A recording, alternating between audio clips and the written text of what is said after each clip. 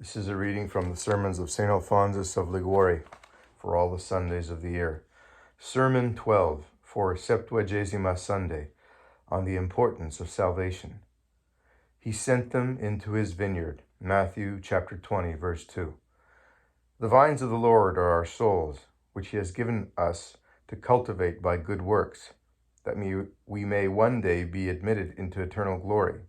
How, says Salvian, does it happen that a Christian believes and still does not fear the future? Christians believe death, judgment, hell, and paradise, but they live as if they believed them not, as if these truths of faith were fables or the inventions of human genius. Many live as if they were never to die, or as if they had not to give God an account of their life, as if there were neither a heaven nor a hell. Perhaps they do not believe in them. They believe, but do not reflect on them, and thus they are lost. They take all possible care of worldly affairs, but attend not to the salvation of their souls. I shall show you this day that the salvation of your souls is the most important of all affairs. First point, because if the soul is lost, all is lost. Second point, because if the soul is lost once, it is lost forever. First point, if the soul is lost, all is lost. But, says St. Paul, we entreat you that you do your own business. 1 Thessalonians chapter 4, verses 10 and 11. The greater part of worldlings are most attentive to the business of this world. What diligence do they not employ to gain a lawsuit or a post of emolument? How many means are adopted? How many measures taken? They neither eat nor sleep. And what efforts do they make to save their souls? All blush at being told that they neglect the affairs of their families, and how few are ashamed to neglect the salvation of their souls. Brethren, says St. Paul, I entreat you that you do your own business, that is, the business of your eternal salvation. Nuge puerorum, says St. Bernard, nuge vocantur, nuge malorum, negotia vocantur. The trifles of children are called trifles, but the trifles of men are called business, and for these many lose their souls. If in one worldly transaction you suffer a loss, you may repair it in another. But if you die in enmity with God and lose your soul, how can you repair the loss? What exchange shall a man give for his soul? Matthew 16, verse 26. To those who neglect the care of salvation, St. Euterius says, Quam preciosus sis, o homo, si creatori non credis, interroga redemptorem. Homily 2 in Sim. If from being created by God to his own image, you do not comprehend the value of your soul, learn it from Jesus Christ, who has redeemed you with his own blood. You were not redeemed with corruptible things as gold or silver, but with the precious blood of Christ, as of a lamb unspotted and undefiled. 1 Peter chapter 1, verses 18 and 19. God, then, sets so high a value on your soul, such, too, is its value in the estimation of Satan, that to become master of it, he does not sleep night or day, but is continually going about to make it his own. Hence, St. Augustine exclaims, the enemy sleeps not, and you are asleep. The enemy is always awake to injure you, and you slumber. Pope Benedict XII, being asked by a prince for a favor which he could not conscientiously grant, said to the ambassador, tell the prince that if I had 2 souls, I might be able to lose one of them in order to please him. But since I have but one, I cannot consent to lose it. Thus he refused the favor which the prince sought from him.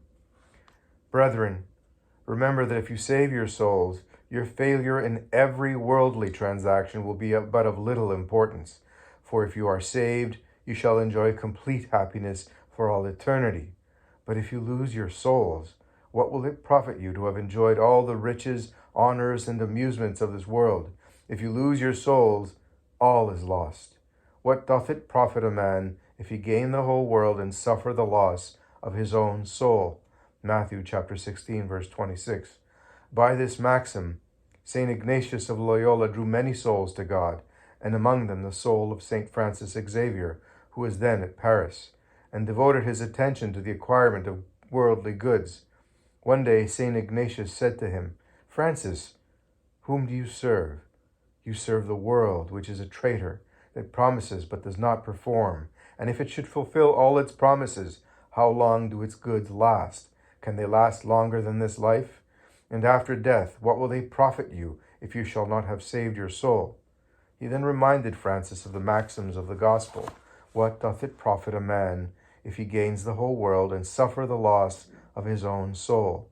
But one thing is necessary. Luke chapter 10, verse 42.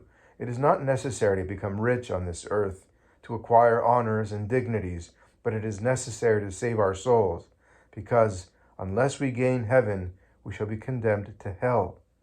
There is no middle place. We must either be saved or damned. God has created for us this earth. Neither does he preserve our lives that we may become rich and enjoy amusements, and the end life everlasting. Romans chapter 6, verse 22. He has created us and preserves us that we may acquire eternal glory. St. Philip Neri used to say that he who does not seek above all things the salvation of his soul is a fool.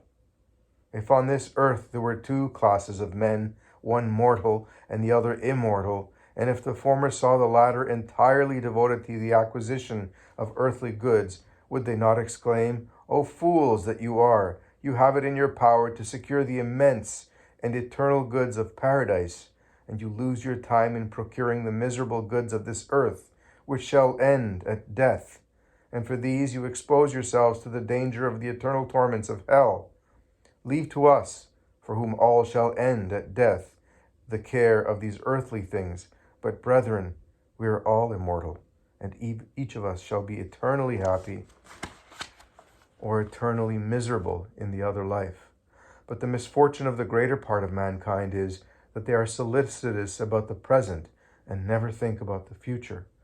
Oh, that they would be wise and would understand and would provide for their last end. Deuteronomy chapter 32, verse 29.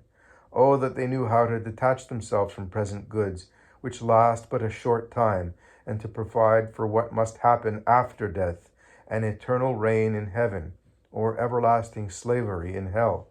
St. Philip Neri, conversing one day with Francis Zazzera, a young man of talent who expected to make a fortune in the world, said to him, "You shall realize a great fortune. You shall be a prelate, afterwards a cardinal, and in the end perhaps pope. What must follow? What must follow? Go, my son, think on these words." The young man departed, and after meditating on the words, "What must follow? What must follow?" he renounced his worldly prospects and gave himself entirely to God, and retiring from the world, he entered into the congregation of St. Philip and died a holy death. The fashion of this world passeth away. 1 Corinthians 7. On this passage, Cornelius a Lapide says that the world is, as it were, a stage. The present life is a comedy which passes away. Happy the man who acts his part well in this comedy by saving his soul. But if he shall have spent his life in the acquisition of riches and worldly honors, he shall justly be called a fool. And at the hour of death he shall receive the reproach addressed to the rich man in the gospel. Fool, this night do they require thy soul of thee, and whose shall these things be which thou hast provided? Luke chapter 12, verse 20. In explaining the words, they require, Toletus says that the Lord has given us our souls to guard them against the assaults of our enemies, and that at death the angels shall come to require them of us, and shall present them at the tribunal of Jesus Christ. But if we shall have lost our souls by attending only to the acquisition of earthly possessions, these shall belong to us no longer. They shall pass to other hands. And what shall then become of our souls? Poor worldlings, of all the riches which they acquired, of all the pomps which they displayed in this life, what shall they find at death? They have slept their sleep, and all the men of riches have found nothing in their hands. Psalm 75, verse 6. The dream of this present life shall be over at death, and they shall have acquired nothing for eternity. Ask of so many great men of this earth, and of the princes and emperors who during life have abounded in riches, honors, and pleasures, and are at this moment in hell. What now remains of all the riches which they possessed in this world? They answer with tears, nothing, nothing. And of so many honors enjoyed, of so many past pleasures, of so many pomps and triumphs, what now remains?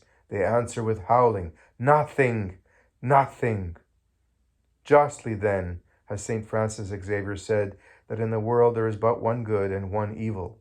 The former consists in saving our souls, the latter in losing them. Hence David said, one thing I have asked of the Lord, this I will seek after, that I may dwell in the house of the Lord. Psalm 26, verse 4. One thing only have I sought, and will forever seek from God, that he may grant me the grace to save my soul. For if I save my soul, all is safe. If I lose it, all is lost. And what is more important, if my soul be once lost, it is lost forever. Let us pass to the second point. Second point, if the soul be once lost, it is lost forever. Men die but once. If a Christian died twice, he might lose his soul the first and save it the second time. But we can die only once. If the soul be lost the first time, it is lost forever. This truth St. Teresa frequently inculcated to her nuns. One soul, she would say, one eternity. As if she said, we have but one soul. If this be lost, all is lost. There is but one eternity. If the soul be once lost, it is lost forever. Perisse semel eternum est. St. Eucherius says that there is no error so great as the neglect of eternal salvation. Sane supra omnem errorem est dissimulare negotium aeterni salutis. It is an error which surpasses all errors because it is irremediable. Other mistakes may be repaired. If a person loses property in one way, he may acquire it in another. If he loses a situation, a dignity, he may afterwards recover them. If he even loses his life, provided his soul be saved, all is safe. But he who loses his soul has no means of repairing the loss. The wailing of the damned arises from the thought that for them the time of salvation is over, and that there is no hope of remedy for their eternal ruin. The summer is ended, and we are not saved. Jeremiah chapter 8, verse 20. Hence they weep and shall inconsolably weep forever, saying, therefore we have erred from the way of truth, and the light of justice hath not shined unto us. Wisdom chapter 5, verse 6. But what will it profit them to know the error they have committed, when it will be too late to repair it? The greatest torment of the damned arises from the thought of having lost their souls, and having lost them through their own fault. Destruction is thy own, O Israel. Thy help is only from me. O.C. chapter 13, verse 9. O miserable being, God says to each of the damned, thy perdition is thine own. That is from thyself. Thy sin thou hast been the cause of thy damnation. By sin thou hast been the cause of thy damnation. For I was ready to save thee if thou hadst wished to attend to thy salvation. St. Teresa used to say that when a person loses a trifle through negligence, his peace is disturbed by the thought of having lost it through his own fault. O God, what shall be the pain which each of the damned shall feel on entering into hell at the thought of having lost his soul, his all, and of having lost them through his own fault. We must then, from this day forward, devote all our attention to the salvation of our souls. There is not question, says St. John Chrysostom, of losing some earthly good which we must one day relinquish, but there is question of losing paradise and of going to suffer forever in hell. De immortalibus supplicis, de celesti regni a missione res agitur. We must fear and tremble. It is thus we shall be able to secure eternal happiness. With fear and trembling, work out your salvation. Phil, chapter 2, verse 12. Hence, if we wish to save our souls, we must labor strenuously to avoid dangerous occasions, to resist temptations, and to frequent the sacraments. Without labor, we cannot obtain heaven. The violent bear it away. The saints trembled at the thought of eternity. St. Andrew Avellino exclaimed with tears, "Who knows whether I shall be saved or damned?" St. Louis Bertrand said with trembling, "What shall be my lot in the other world?" And shall we not tremble? Let us pray to Jesus Christ and his most holy mother to help us to save our souls. This is for us the most important of all affairs. If we succeed in it, we shall be eternally happy. If we fail, we must be forever miserable.